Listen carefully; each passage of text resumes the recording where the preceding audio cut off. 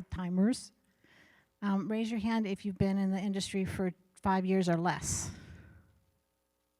About equal number. And how many have been in 2 years or less? Well, quite a few. And 1 year? Some brand newbies, good. How many have taken the in-person Officiant training course? Raise your hand. Oh, excellent. Any feedback on that while we're kind of waiting for the stragglers to come in? Turn it up just a bit? Okay, we can turn it up.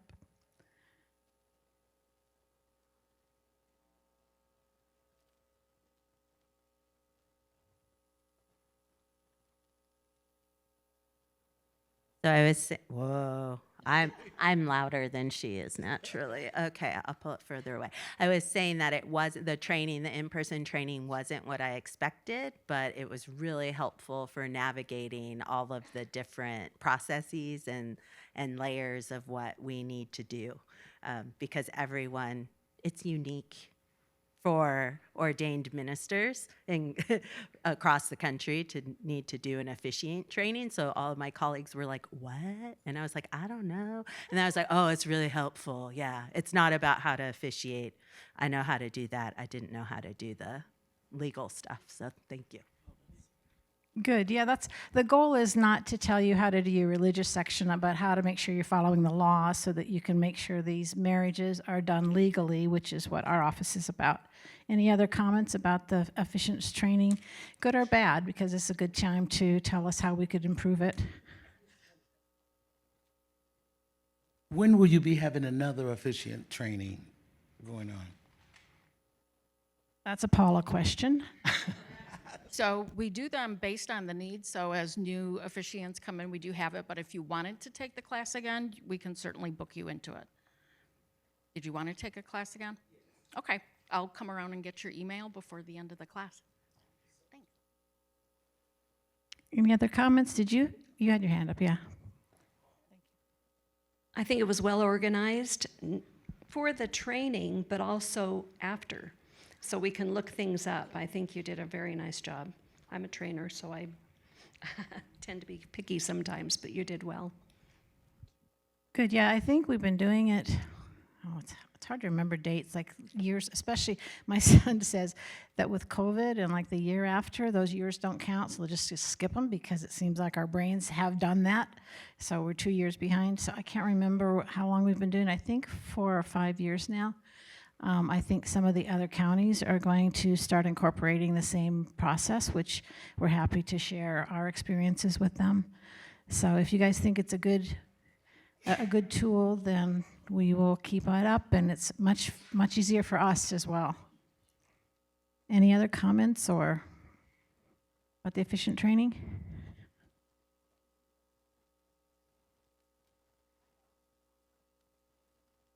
Good morning. I know it's almost time for some of us to renew our licenses. Is the course required to do that for the renewal of your officiating license? Yes. Officiants that are already in place and just renewing may take the course online, but if you'd like to do the in-person course, I do think it's frankly more fun, and you do get a little bit more insight than you can do in an online training class. You're not required, but if you'd like to do that again, let Paula know, and she can, or later even, let us know that you'd like to do the in-person training even though you're already Officiant, and you're welcome to attend. Any other questions or comments about the Officiant training? Okay. The one from online is from Wedding B18. Don't know who that is. That's their email, I believe. And that person just said it offers excellent resources. Oh, good. Well, I love. Thank you. It's 5 after our starting time, so I think that we can go ahead and begin the presentation. We haven't had an Officiant's Chapel's hearing for a couple, meeting for a couple years. There hasn't been a whole lot that's been going on. This is an internal business structure, so this is to help you guys do a better job and know what we're doing to help you with your positions. It's not about wedding tourism. That's the state of wedding industry that's coming up in January. We'll talk a little bit more about that later. But this is about the legal office, our interactions with you. So I think about once a year is probably enough at this point because it's not quite as harried as it was 10 years ago. So who would like to have these scheduled once a year? Raise your hand if that's a good time cadence. Oh, not that many. Less than once a year? Raise your hand. Do you feel like you need it more than once a year? Nobody raised their hand. Okay. Yeah, so we were thinking, is September a good time? We can just do a survey out in the back, or you can let us know. It just happens we had things going on right now that I wanted to let you know about, which is why I schedule it, but we can schedule it for any month and just start it to have a regular annual Officiant and Chapel meeting, if you guys have a preference for any particular months. Do you want to, Emily? Does anyone have a preference at all on what month?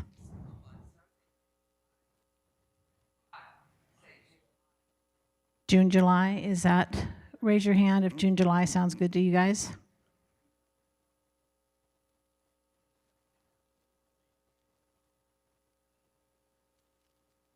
So September, raise your hand if you like September. Oh, that got a lot more hands. You guys can vote online too. Any other, September's fine with me. Any other months that you'd like to suggest?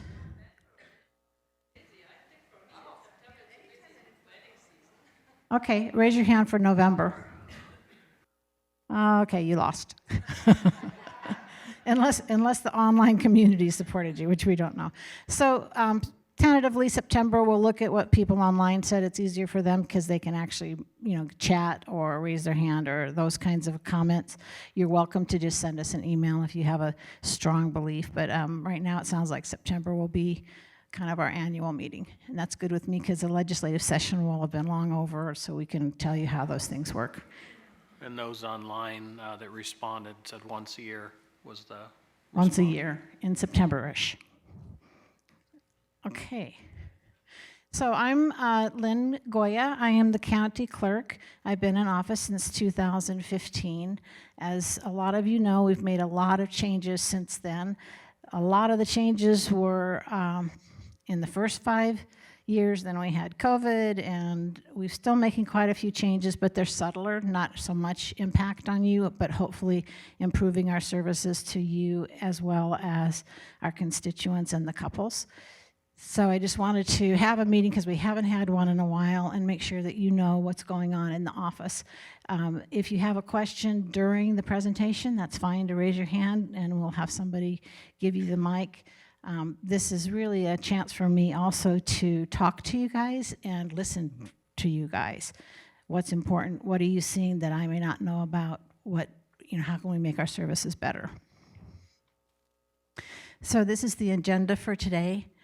Staff updates, the drop-off slips, certificate late filing, branch offices and hours, efficient licensing, systems enhancements. I'm excited about that one. I think that you guys will be too.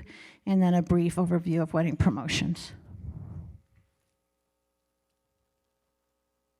So staff updates. This is kind of fun. Well, my executive assistant was out for 6 months because she was pregnant, and then she came back for a couple weeks and decided she couldn't bear being away from her new baby. So I'm looking for a good executive assistant again, and hopefully I will be more effective once I have that partner.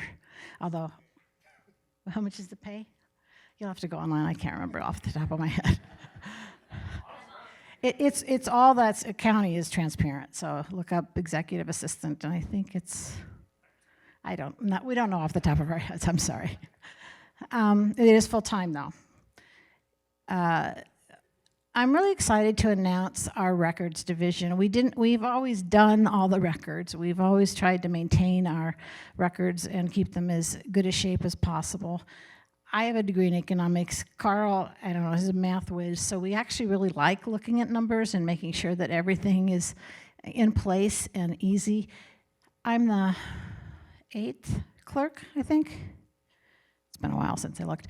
I'm the 8th county clerk, so as you can imagine, each county clerk had their own system of how to keep records. Technology has changed drastically over time. And what we've been doing as we've been combing through the record is really trying to integrate all of the records since 1909 to make sure that we have every record. And then we're constantly finding holes. Earlier this summer, I think it was, one of the county commissioners called me and said, you know, my friend's trying to get their marriage certificate and there's no record of it. But I was there, so I know that we did it. And so we looked and it was not there. And then finally, Carl, I have no idea how he figured this one out, but he finds the record and found that during one of the conversions about 10 years ago, or 15 years ago, they had plugged the coding in wrong, so it was a 0 or a 1, and it was the opposite of what it was supposed to be. So we found about 10,000 records. Yeah, that would not have come up. So if you were looking for it, our database would not have recognized it. So we changed the 0 to a 1 or the 1 to the 0, and now those records are in our system. So we're always finding little glitches like that, which I think is really fun and keeps the, you know, helps us upgrade our database so it's the most accurate possible. Because when you have people from all over the world coming here, and we have, this is a lot of officiants for most places. Most places don't even have as many as we have in this room.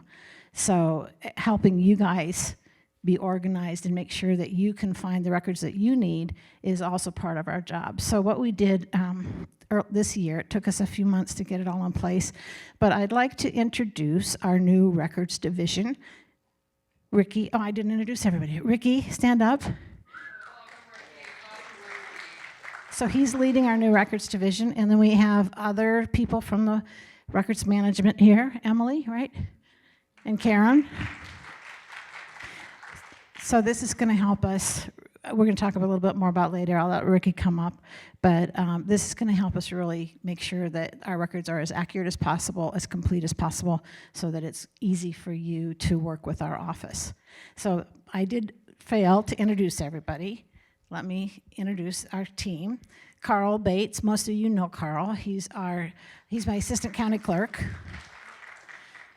Paula Cook runs the Marriage License Bureau, oversees all the staffing. We have Emily, Ricky, and Karen from the records division. You won't see their faces as much, but they're absolutely critical. And passport acceptance and increased marriage certificates, that's old news a little bit. I just wanted to say that we have increased the passport hours a couple years ago, and also increased the marriage certificate drop-off locations so that you guys could drop off the certificates basically any day of the week. And that's been really successful, so I just wanted to thank you for supporting that and let you know that we're no changes there unless there's something in that you guys want to see change, so let us know.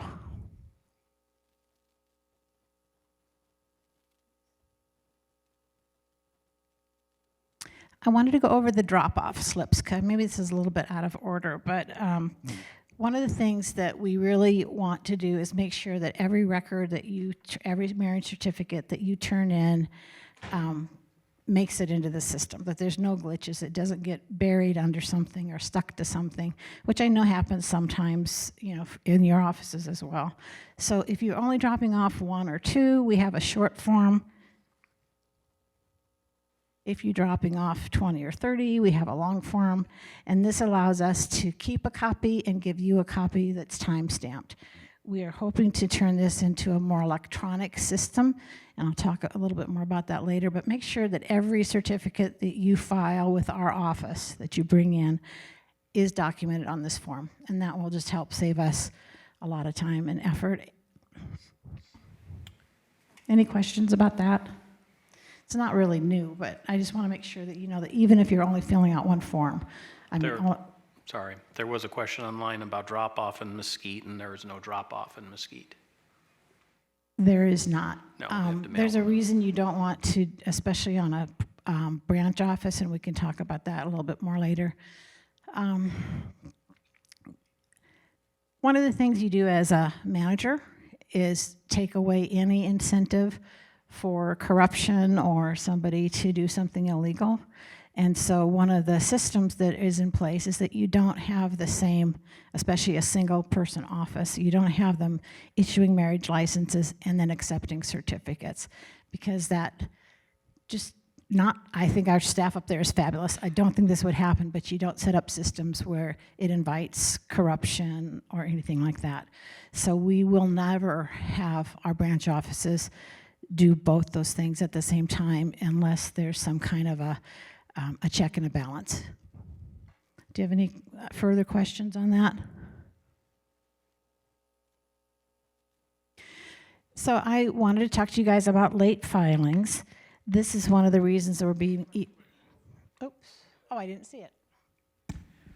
More of a comment. Your staff that receives the certificates are wonderful. They set you at ease. They walk you through the process. I'm grateful for that. Thank you. Thank them. I have an amazing staff. I have the best staff in the county. And I don't mean the county government, I mean the county. Any other comments or questions before I go on? So late filing. When again, a few years ago, we were having quite a bit, you have to file within 10 days of the marriage. A few years ago, we were still having quite a bit of a problem with people turning their records in on time. And so we started doing searches and sending out letters to those officiants who were not filing within the 10-day cutoff. A few years ago, it was a few hundred letters that we would send out every time. The last time, I think it was like 20 at the most. And then the first letter you get is just a warning letter. If you file late again the next quarter, then we send out a separate warning letter and ask for you to come in for a hearing and tell me what happened. If you file for the third quarter and still have another late filing, you come in for another hearing. And then there are penalties if you come in for a hearing. So it will either be a 1 day or a 5-day suspension. I have the ability to revoke your licenses. I'm really proud that I think we had like 8 people last time, which is almost nothing when we have 4,500 officiants. So you guys are doing a great job, and this is a way. One of them actually we found that was filed, but they wasn't on the certificate. So this is the protect you guys, because if you handed it in, then we know that it was handed in on time. So this is to protect you, not just our office.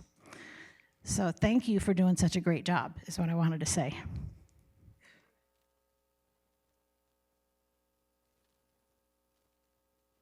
We do have branch offices. We're opening a new office. You guys probably know this, but I'm just reviewing it again, that we do have an office in Henderson. That's gone to 4 days, that's gone up to 4 days a week. We have an office in Laughlin over the weekends, and Mesquite is 2.5 days, I think 20 hours a week, 2 days a week. And then in Tenaya, we had an opportunity to open up an office in Tenaya with the recorder, the assessor, and the treasurer. And so that should be opening up sometime in Q1. We don't know.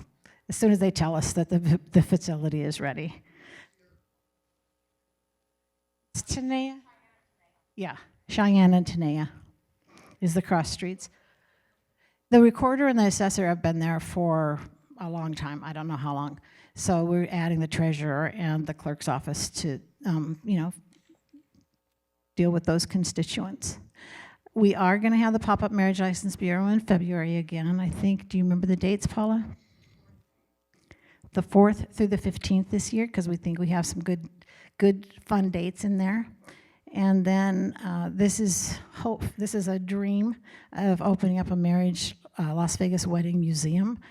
The commission is behind me on this. We think that we will be in Commercial Center. They're trying to redevelop Commercial Center and feel like we would be a great asset to helping bring business there. Just a second. Hi, my name is Sadia. Will the wedding museum at Commercial Center be inside the composer's room? Because they have a little room already with all the history and the big Elvis and like the famous people that have been married there. What's inside the composer's room is just a welcome center to kind of give an overview of what the museum will be like. It is going to be much more elaborate than that, but it does show you the style. So if you haven't gone to the Welcome Wedding Museum Welcome Center, excuse me, in the composer's room in Commercial Center, you might want to do that because it's really fun. Actually, it's a great location. But it will be much more elaborate than that. They have promised me space, but we don't, until RPM tells us when things happen, we just are waiting. Okay. But yeah, that's the kind of thing that it will be. Okay, it's really cool. Thank you. Thank you. So Officiant licensing, you kind of brought that up, but we were going to talk about it anyway. So Officiants have a 5-year renewal now. You do not have to go to the in-person training. You may if you want, but you don't have to. So if you do want, let us know. You are required to take the online training course, which just makes sure you know all the legalities around getting married. We have, as I just said, about 4,500 officiants, and some of you guys, new officiants, are here today, which is wonderful. And one-time license, that continues to be more and more popular. So one-time license is if somebody comes, which 80% of our weddings are from out of state. If they want to bring their own officiant, the state law says that we have to be able to license those people for 1 day. They go through the online training, and then we can license them. We actually don't control who we license as long as they can pass the course. They follow they don't have a federal record, and they follow our rules. So that's a little bit out of our hands, but I do know that I hear that there's rumors out there that we are like trying to get as many new officiants as possible, or trying to encourage the one-time officiants. That is not true, but I wanted to have an opportunity to talk to you guys about what you're seeing out there and how we can work with you better. I do want to make sure it's clear, though, that we don't have discretion on how many we can license. We license anybody that applies that qualifies, and then same thing with the one time. So any comments or questions or concerns about the Officiant licensing process or what we're doing?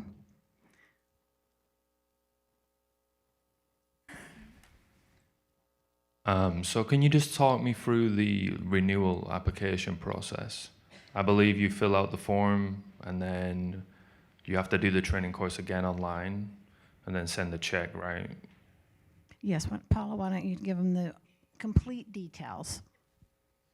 So we do send an email out and a letter to let you know 6 months ahead of time that you need to renew.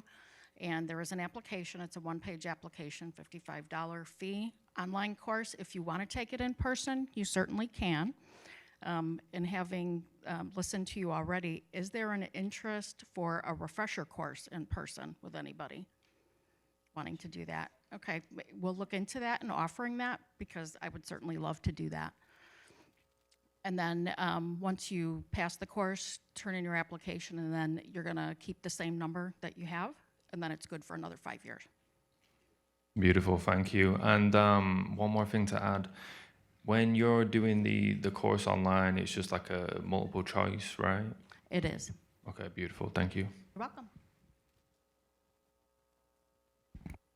Emily, over here. No, this gets it on tape so that so we put this on YouTube after the fact, so, no, can you, Emily, she has a. Hi. Oh, okay. Good morning. My name is Heidi, and I have a question about the renewals. Is it true that if you're a notary public, you don't need to be renewing it? That is not true. Oh, okay, then I'm wrong. How do I go about that? So I'm assuming you're already a licensed officiant? You're authorized? Okay, so it's the same process. After your 5 years, when your expiration comes up 6 months before that, you'll get a renewal notice. So it's the same. So where your notary is good for 4 years, this is going to be good for 5. Okay. We don't really distinguish between notary anymore either, so you would just be part of the whole 5-year renewal efficient training. It's actually less expensive for you now. So I don't mean to be mean, Go ahead. but I was wondering, is it possible that the county can charge a little bit more for those one-time officiants, in that all of us are vendors here in the county? We pay many of us have a license to have a business, and it's not cheap for us to keep doing this.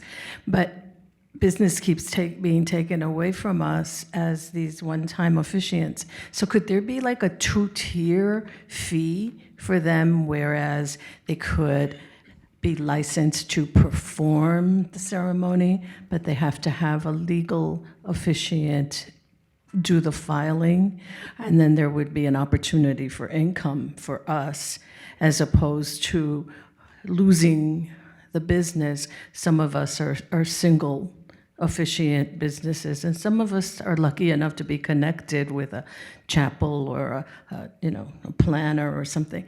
But I have noticed that there is a drop in commitments to do ceremonies, because people have, or they suddenly say, you're booked, but then, oh no, they're bringing their own officiant. So is there any way the county could help us as vendors, taxpayers, to maybe rethink that one-time license? I do not believe that the county can do that. That would be a state legislative change. That's something that we can look into. There's an opportunity to have a steering committee later on some of the issues, so I invite you to sign up for that. It would have to be a state legislative change. We just had the state, this year, so they don't meet for 2 years. So this would be a 3-year, at least 2.5-year process, right? But if you guys have good ideas, bring them forward, because we do work with the state and try to, change the laws to make it easier for you guys, better for you guys, but better for the couples as well. So no, I can't immediately do that, but what I can do is see if there's an appetite at the legislature to allow us to do something like that. Hello, how you doing today? My name is Melvin. I wanted to know, first of all, for the one time, if you're living here here in Vegas, you can get that as well? The one-time license fee? Yeah, anybody can get a one-time. How much is that? It's the same price, though, as the 5-year. And then 5-year, you can do 100 or 1,000 for that one price, whereas the one time is one time, and you would have to apply again. Oh, yeah, I was just wondering, like, anyone can come off the street and go get one? Basically, yes, as long as they can provide the information that's required, which is, we need to be able to get a hold of you. So you have to have an email and a phone number. You can't have a felony within the last 10 years, and you have to pass the online training. So if there's something that somebody does that's really unethical, I have the opportunity to deny either them getting it or renewing. And I can, in the middle of the 5 years, I can withdraw that if there's something that somebody's doing that's really unethical, that I think hurts the industry. But no, that's my only leeway.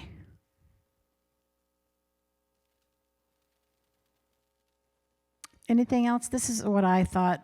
I've been hearing a lot of rumors, so I really wanted to make sure that any officiant or chapel had the opportunity to, talk about any of these things that you might be hearing. I'd appreciate, knowing what's going on and making sure that I can address your concerns as much as possible.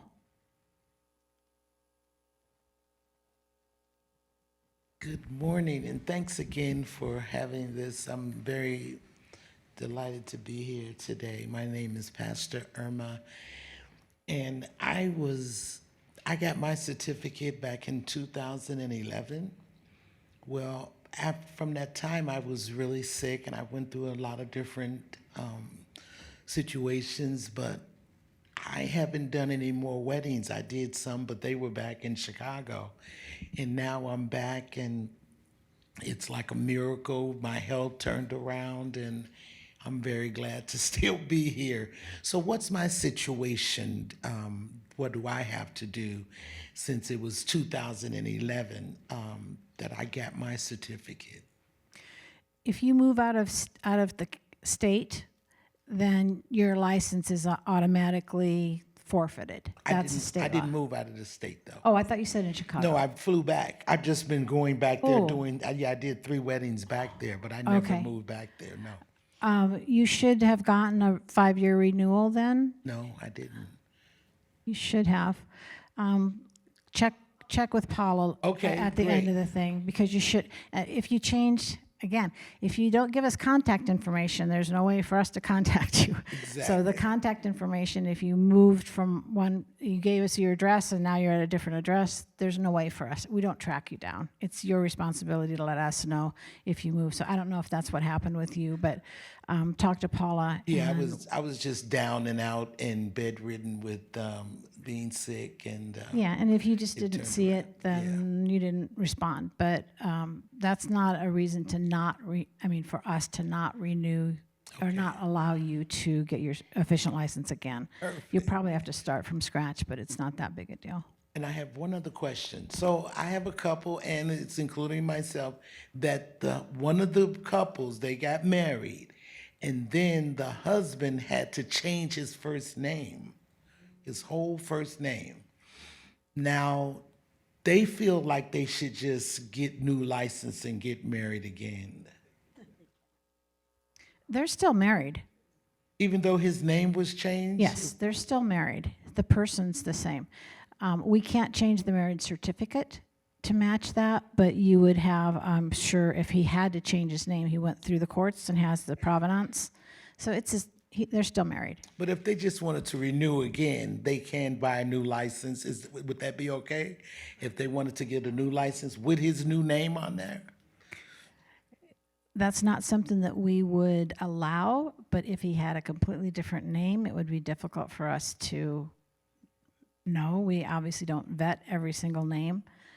Vow renewals are also fine. I think that's what I recommend. And then he can have a vow renewal certificate with the new name. But legally, they're still married. Thank you so much. Yeah, they'll have to sign under oath that they're not currently married, and that will be a legally filed document. So if they lie under oath on that, then there's penalty to that. Yes. And we have those certificates. You can come to the Marriage License Bureau and get that. Oh, and so I can buy that. They can to come down and buy that. Is it still the same fee for the vow renewal? No, it's only $20 right now. Perfect. Thank you so much. Yeah, it's not a legal document, but it's from the clerk's office, and it will have their new names on it. Any other questions about the Officiant licensing or kind of your Officiant business? This would be the opportunity to talk about that. Okay, so we're always trying to make our systems more seamless, better for you, better for the customers. So we hope to have a Marriage License Bureau upgrade by the end of next fiscal year, Q1. So that would be right around now, next year. And that would include informational screens throughout the Marriage License Bureau. This has been a dream of mine for a long time. I know we have those brochures, but if you can provide us with video that we can put on those screens, we'll have instructions from me and from our staff on things that you need to know, but we'll also have an opportunity to showcase the really beautiful weddings that we do throughout the county. So if you have an opportunity to really showcase that, that would be an opportunity for us to show it in the Marriage License Bureau. The new marriage license kiosks should be up. We have them actually, but they should be up by the end of the year. They're very sleek. They look great. And they're also going to have translation placards. We have 7 languages that are typed that will be around the new kiosk so that people can look at it. These are not multilingual. It's not that kind of a system, but our kiosks are kind of dying. And so these are nice and sleek and allow customers to come in and pick up their marriage certificate. And it's been really popular, surprisingly popular, because they could go to a window and do it, but they like going to the kiosk and doing it. Any questions about any of that?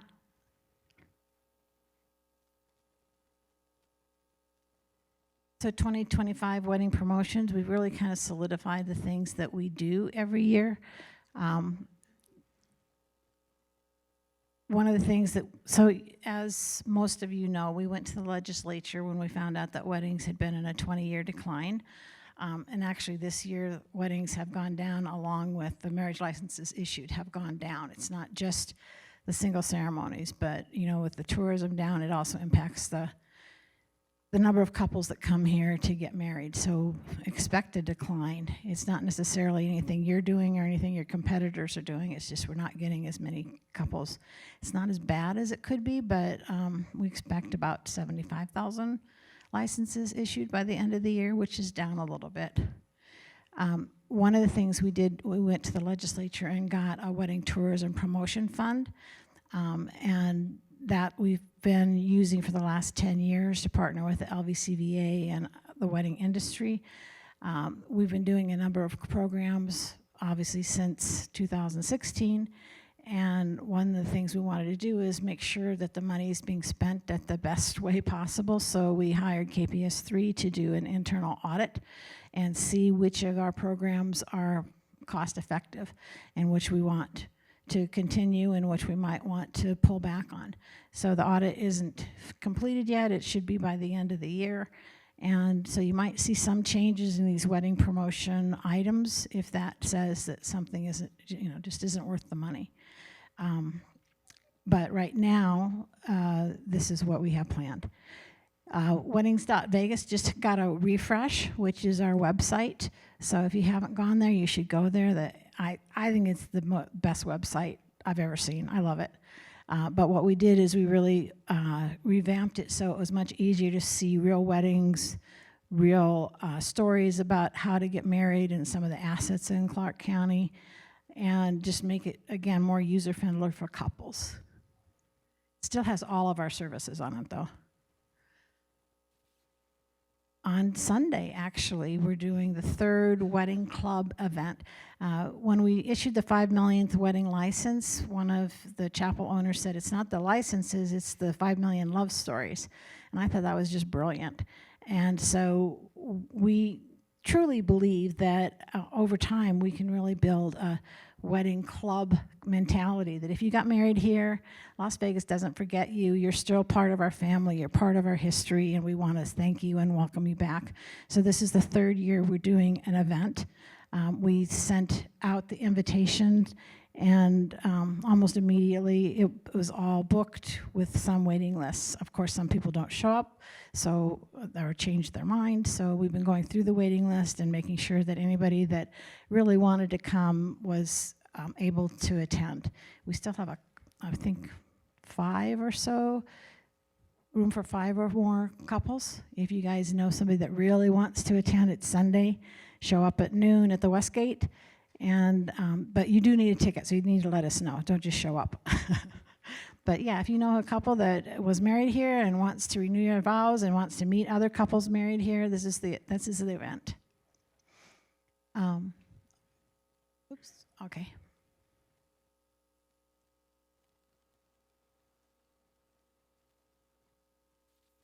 You make me nervous. I was wondering, yeah, I would love those tickets. How can I get those?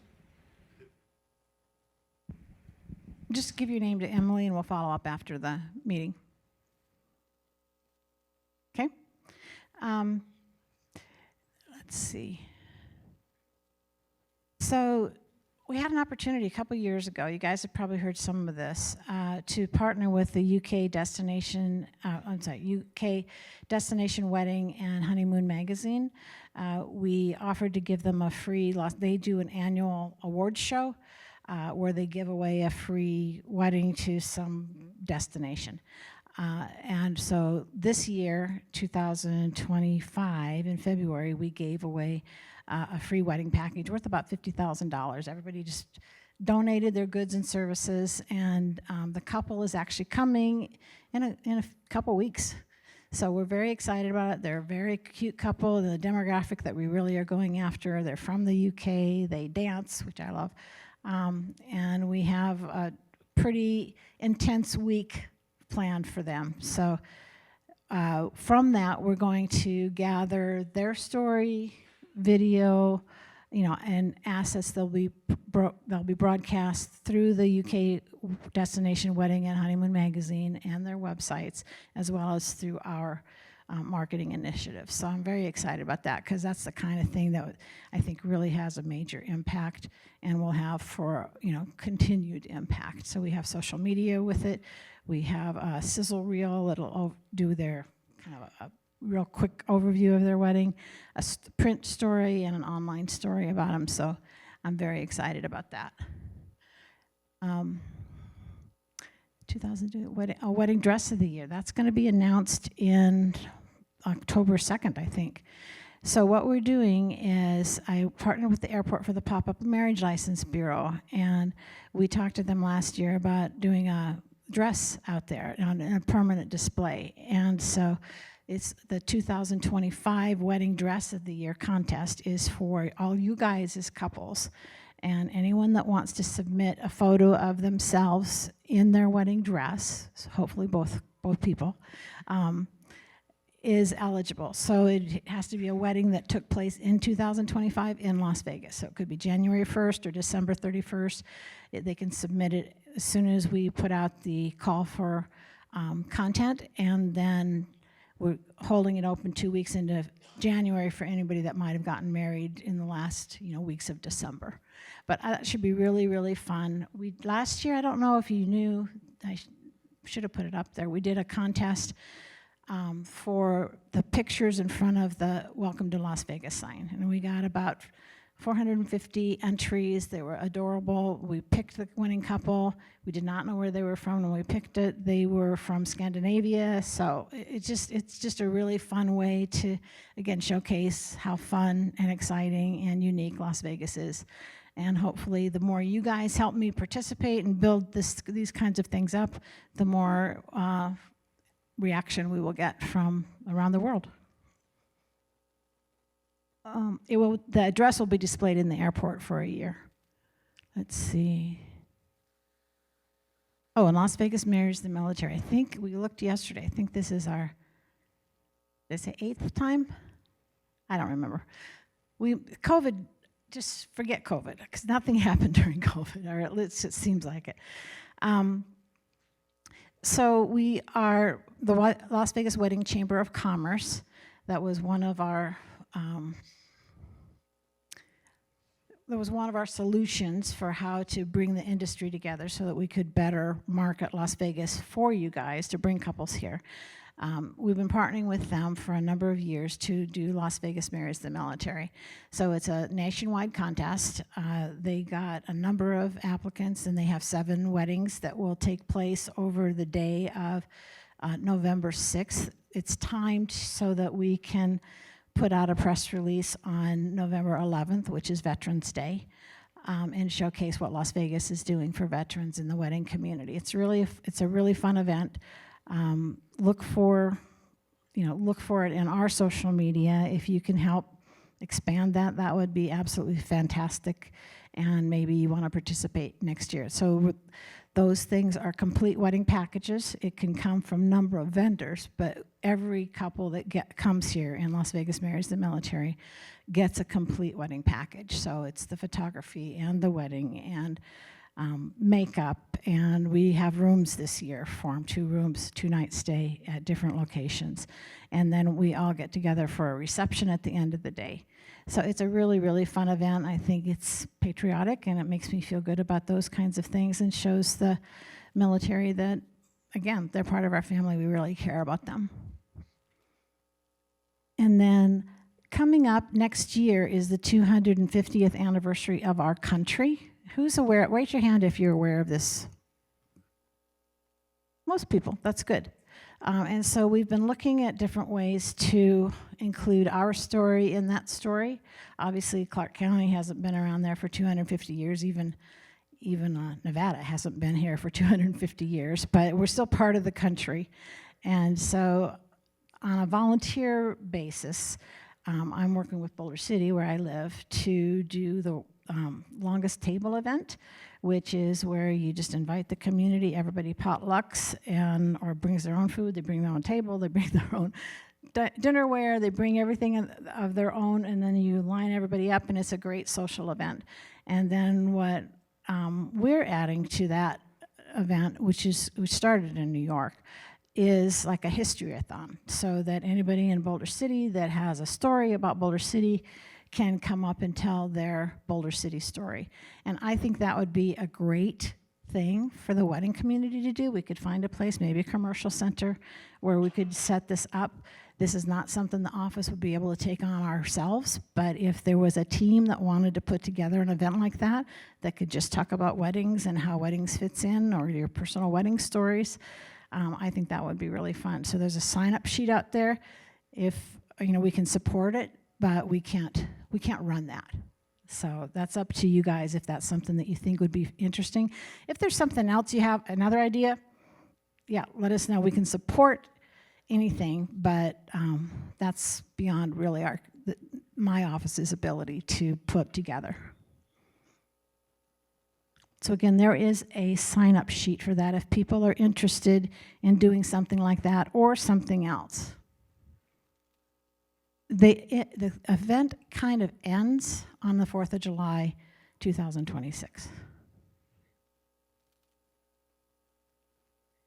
And this is kind of a brief meeting, so this is the things that I had to share. I wanted to let you know what we are doing. Actually, what happened to I must have missed a slide. What happened to Ricky talking about the records management? Do you have anything else to say?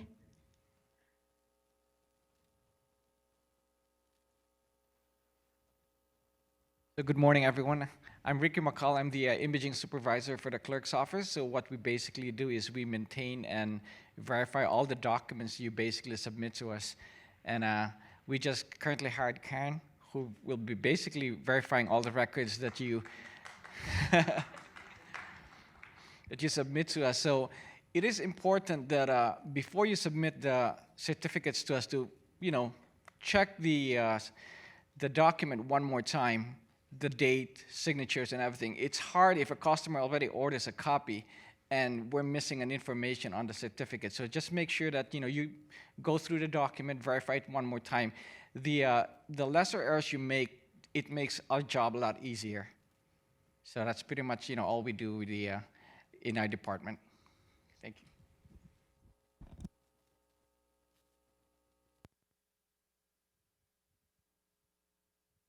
So is there any way that you guys can provide an electronic method for us to fill in, and not the signature, because that has to be wet, but for us to be able to fill out the certificate? I've seen some really sloppy handwriting on some. I've resorted to a typewriter. Yes, I do have one of those. I took it out of the closet. Use that instead. Is there any way that you guys can provide an electronic input where we could have a choice, right? We would print it out and then sign it, and it would be correctly filled out, and you wouldn't have to decipher handwriting, I think. So I don't know what happened to that on the slide, because that was part of the slide presentation. Two things. One, we're trying to put an online PDF exactly to do that. We do want to we want you to print 2 copies if you can, once we get to that point. That way we can give you a copy of what you handed in, which I think is really critical. And then we keep a copy for our records. So yeah, we're working on that one, and that should be done few weeks. So yeah, thank you for bringing that up. And then we have a steering committee sign up on this other. We'd like to do even more than that, where it's potentially an ability to, I've talked about this for years for some of you who have been coming for a long time, where potentially you log in as an officiant and then it can potentially populate the couple's information and your information. And so you have very little to fill out other than the date and the time and, you know, your signature, those kinds of things.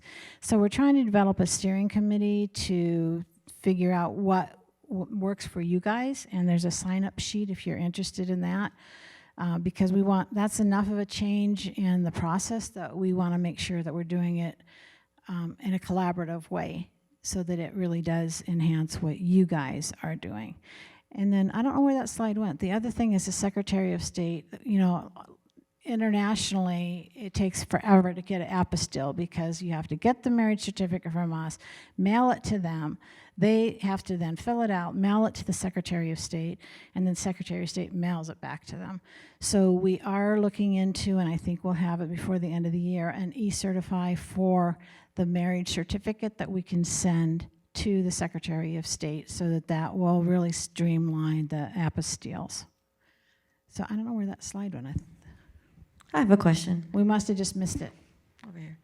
I guess it's not, I'm not sure if it's a question, but just on the topic of promotions, the money that we draw through weddings, I've noticed that some of the properties, they don't account for all the money. They're looking at just the chapel's money that comes in. They don't consider all the money that the guests spend at the bar and the restaurants and stuff. So I'm wondering if how your department is involved in that, or the Bureau is involved in that.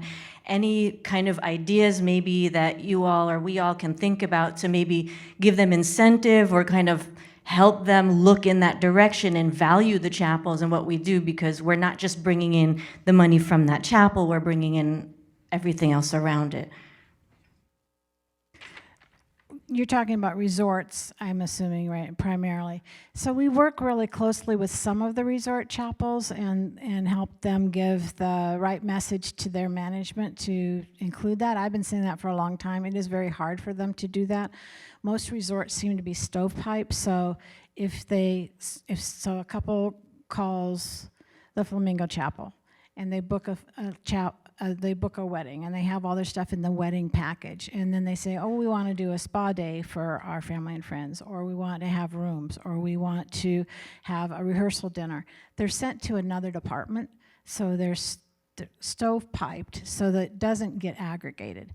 We've been making that argument for a long time. What we have done is use the LVCVA's visitor spending number, and that's where we came up with $3.3 billion a year that wedding tourism generates, just based on the number of guests that we attract. It would be great if they would do that. I have no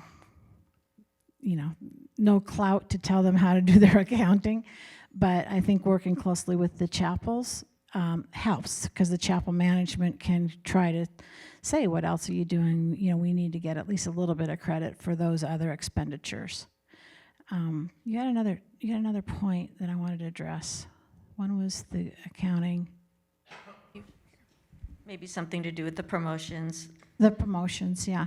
So we send out emails fairly regularly to all the chapels and Officiant saying, you know, are you doing a wedding promotion for Halloween? Or are you doing something for New Year's Eve? Or if you have a great social media, if you tag us and include us in things, we can help promote you and help you promote yourself. So the more collaborative you guys are, the more it helps the whole industry, which is what the clerk's office has to do. I can't promote your business per se, but as part of the industry, I can include your business.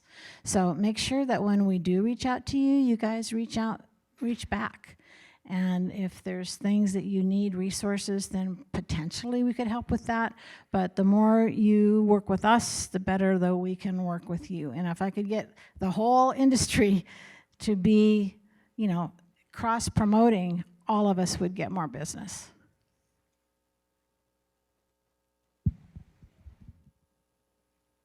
Hi, thank you. A few of us have gotten together and focused on how we can better support, our couples and families coming in and looking after the honeymoon even. building strategic partnerships with community members that are into family planning, mental health and wellness, and also financial services after the wedding. That seems to be a big one.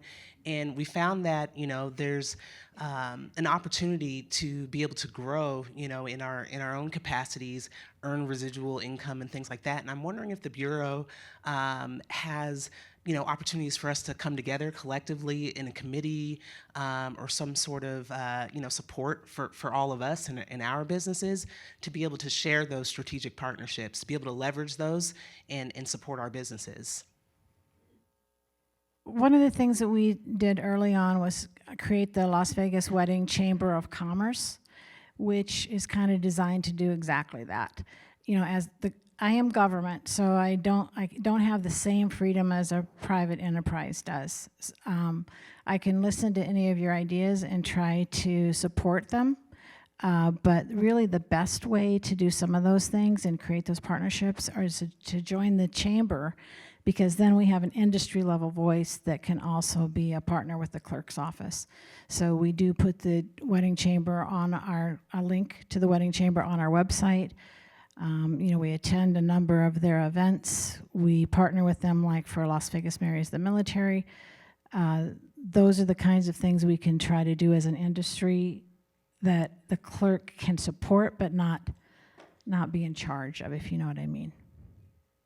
Thank you so much. Yeah, I'm a social servant and into volunteerism, and so I'd like to personally volunteer if anybody wants to get connected in that type of network. So thank you. So about 20% of our couples are local, and I think there's a good opportunity to partner with some of those chapels to at least put a brochure or something like that out. I don't know I'm not going to tell you what to do or what they're going to do, because both of those are out of my control.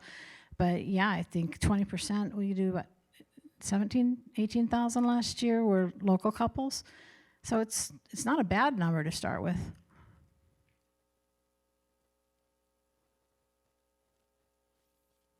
So my previous career was as a director of research for a local market research company, and this is going back to the LVCVA data. And one of the things that we did was for the festivals that would happen, we would do in-person intercepts and marry that with the LVCVA data to show that impact.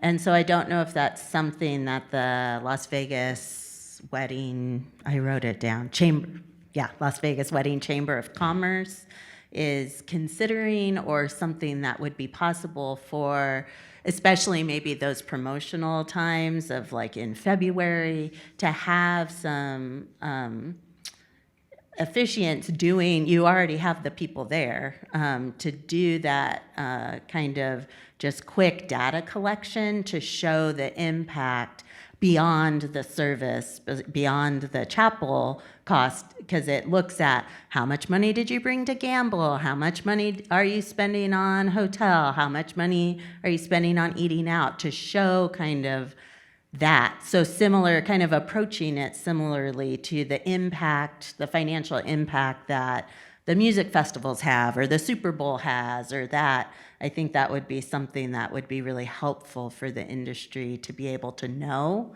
to be able to promote better that impact that she was talking about.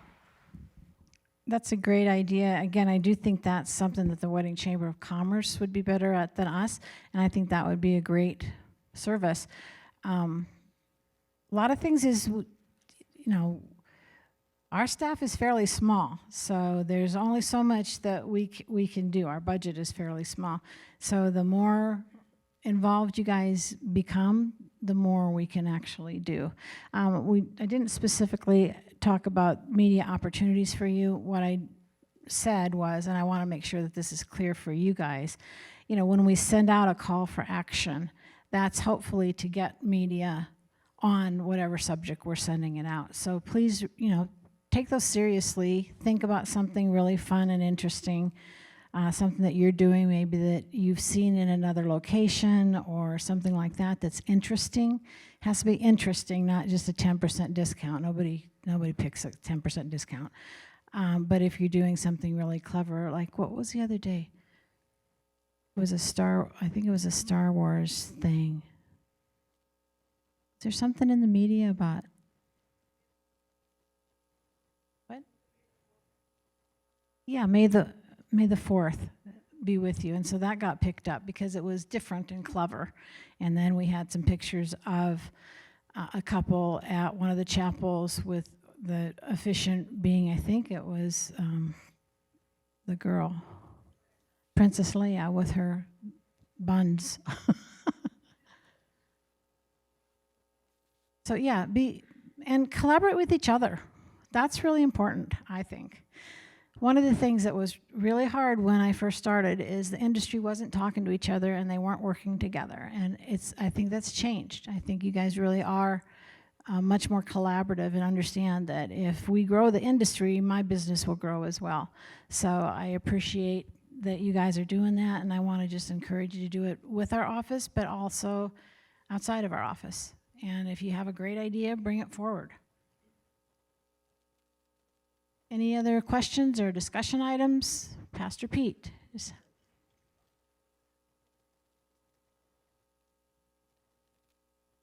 I apologize for being late. I am blonde and male. I thought it started at 11:30.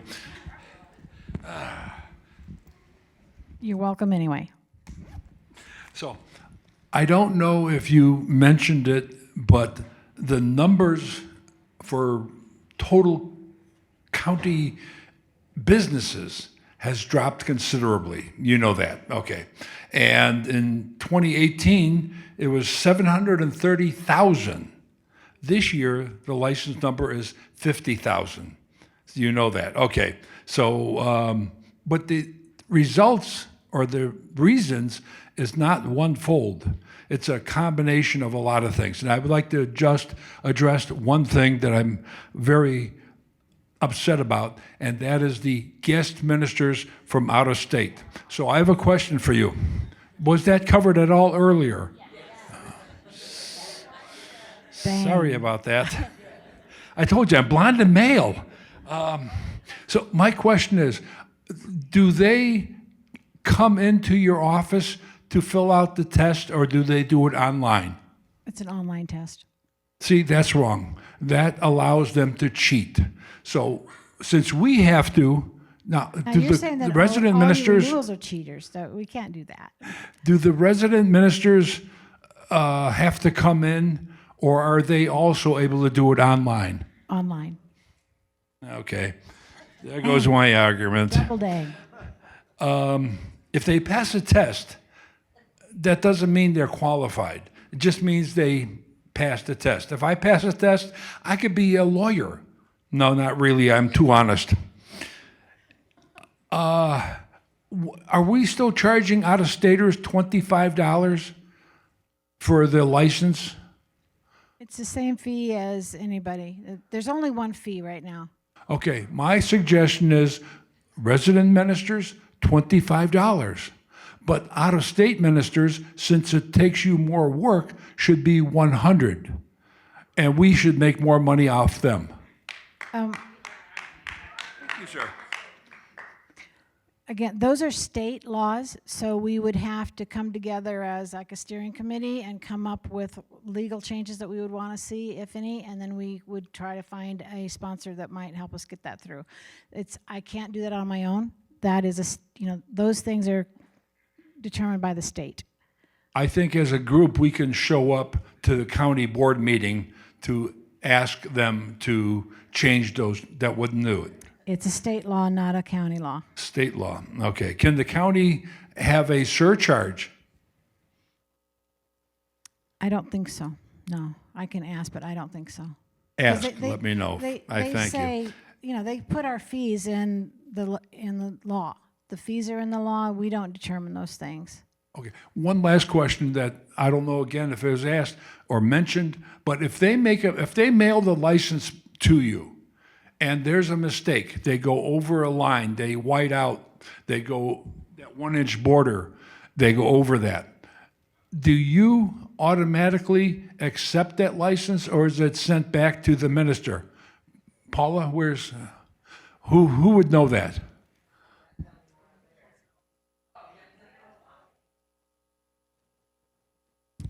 So if one comes in like that and we can file it, we do.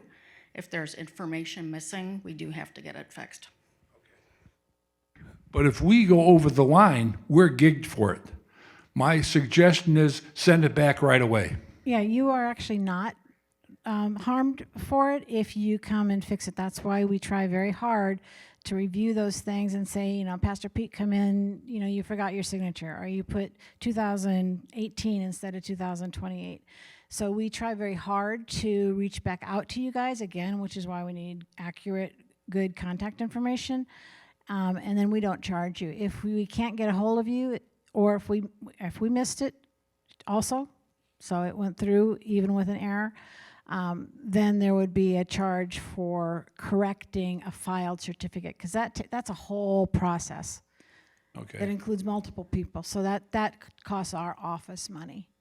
I'm just trying to identify that they, out-of-staters, are held to the same standards that we are. And lastly, you have done so much with your clerk's office, more than any clerk or combination of clerks since Clark County was established. So we thank you very much, and I give you a good round of applause. Ladies and gentlemen, please. I thank you. And the truth is, I actually do hold you to a little bit higher standard. You guys are professionals. I think that as professionals, you should be treated like professionals. So, you know, if somebody comes in and is really sloppy time after time, I might give them a fine or revoke the license. I do hold you guys to a higher standard, because I think that's part of what makes us the wedding capital of the world, is that we do a really fine job. And you guys do a really fine job, and I appreciate that. I hold my kids to a higher standard. I just had one comment for the woman who was offering service, sharing resources. I'm here to collaborate as well. I think supporting each other outside of the Vegas Chamber of Commerce and these meetings are really great moving forward. And even if 20%, only 20% is local, we can still provide support to the couples that we marry that are international.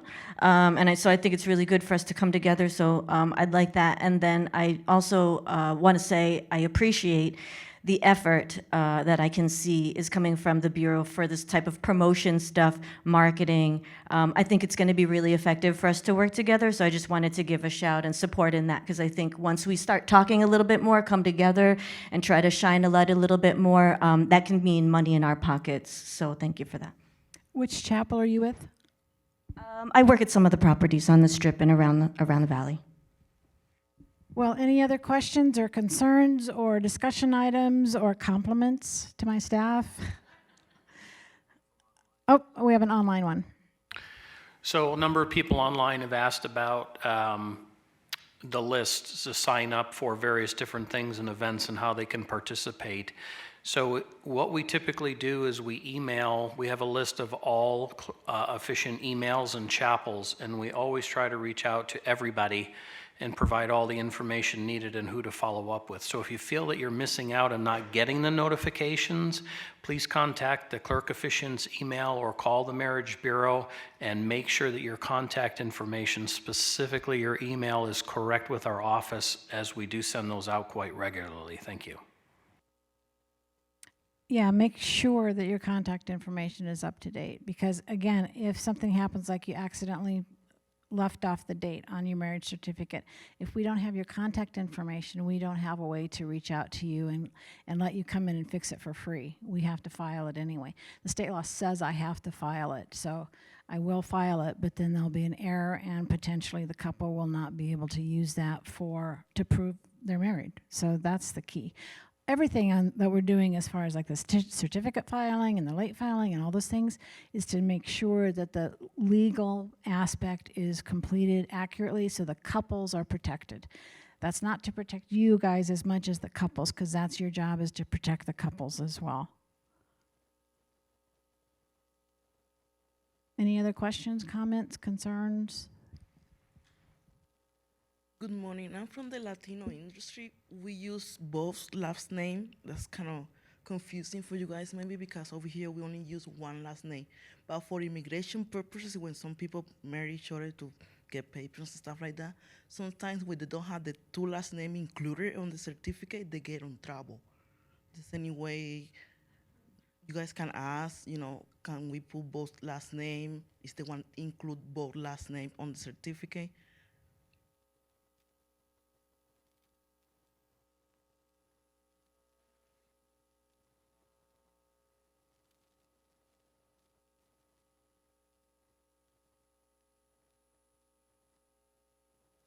I mean, like a question to include.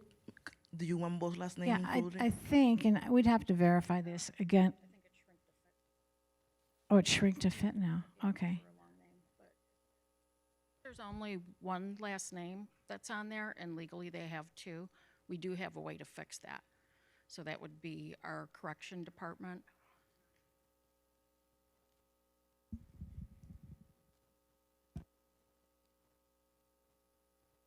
You done? I got just one other thing because it's come up with the different languages that we're going to be offering. So when you go to our marriage license application, either in the office or online, the goal is by the end of the year that you'll have a drop down. Right now it's just English and Spanish. You'll have English, Spanish, German, Italian, French, Tagalog, and Chinese. And so that will transform the application to those languages so that couples can easily follow along and complete them. They'll be submitted in the responses in English. It's not going to affect any of the marriage documents, but we have to have a language access plan according to state law. And so these are the languages for the majority of our customers that we are going to start translating everything into. And it also includes the placards that Lynn mentioned for the marriage certificate kiosks. So our goal is to get all 7 of those languages on anything wedding related for our couples to help them. And just to reemphasize what Carl said, even though the applications are translated into their language, they have to fill it out in English. We cannot accept it in a foreign language because we have no way to verify it.